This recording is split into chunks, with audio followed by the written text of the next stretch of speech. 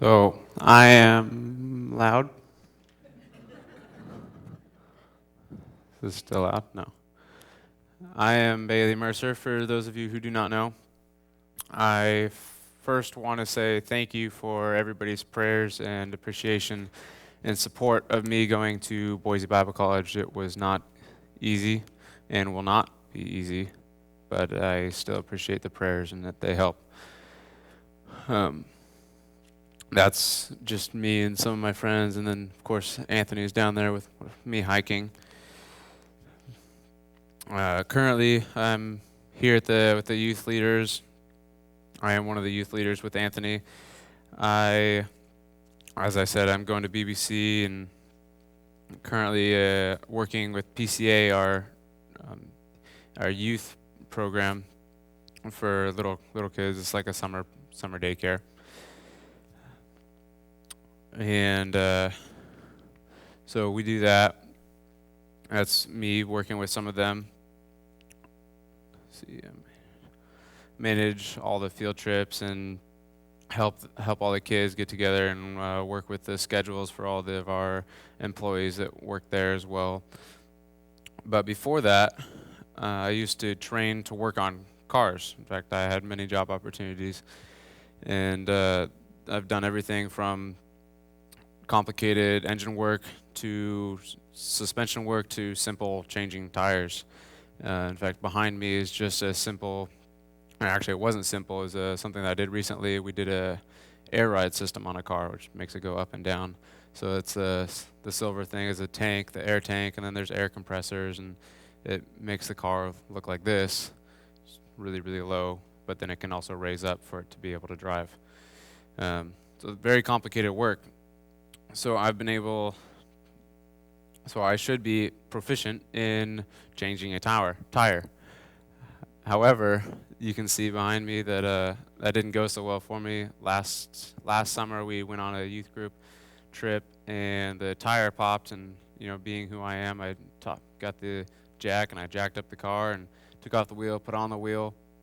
Well, the crowbar or the tire iron kind of whacked me in the nose a little bit.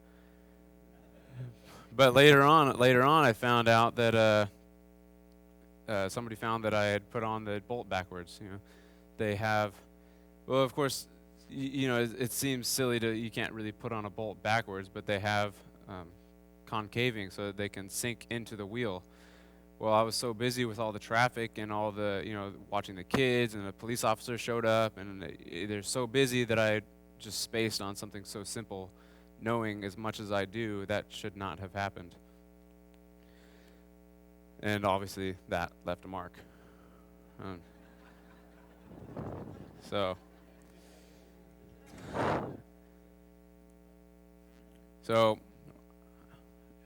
with that, we're reading out of the Gospel of John. And in our text today is Mark 9:14 verses 14 through 29. It's also showed up in Matthew 17, showed up in Luke 9, and we do not have it in John.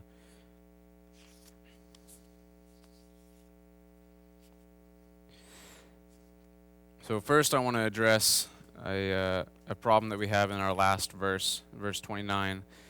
It says, "And he said to them, 'This cannot be driven out by anything but prayer.'" But notice the E. That little E is there because in some translations it is added and fasting, by prayer and fasting. But as we look over, there are notice, yeah. There we go. So in some translations there is and fasting. But as we move on, you can see the books. There's actually 7 English translations of the Bible before New King James, meaning that there's 7 revisions that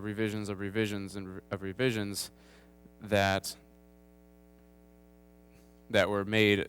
So New King James had just added it, and when we went back and study the ancient copies, it was not and fasting. It was simply just prayer.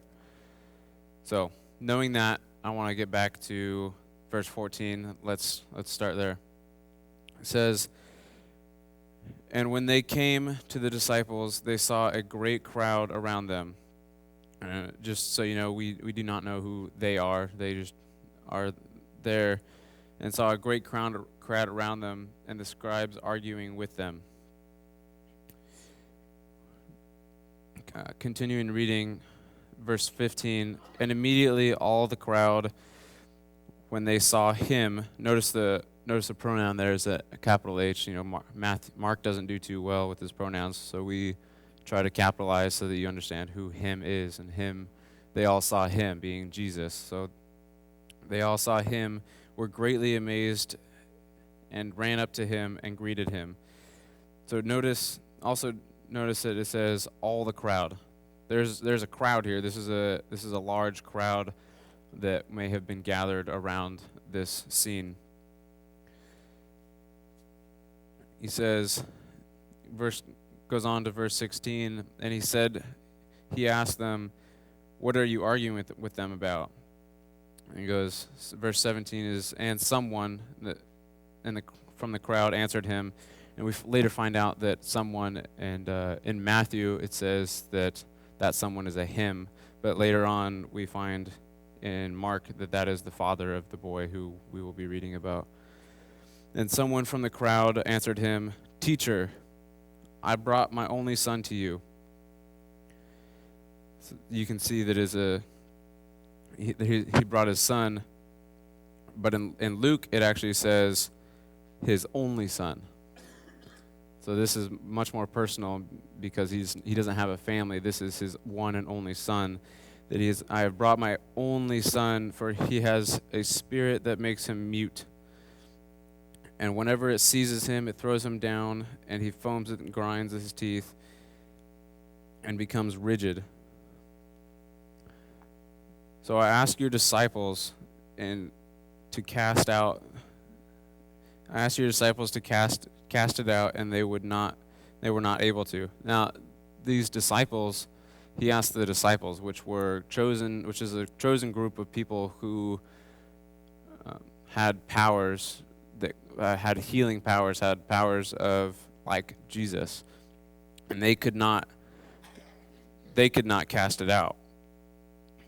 So Jesus replies to them in verse 19. He says, "And he answered them, 'O faithless generation,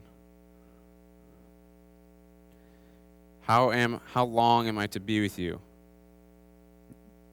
How long am I to bear with you?'" He's aggravated because they don't understand the rule.